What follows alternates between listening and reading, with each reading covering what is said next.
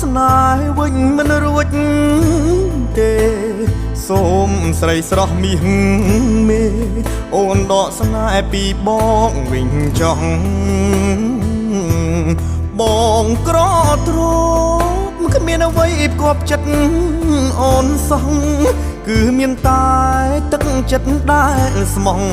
តែរូបប្រុងគ្មានទ្រព្យក្រក្រៃបង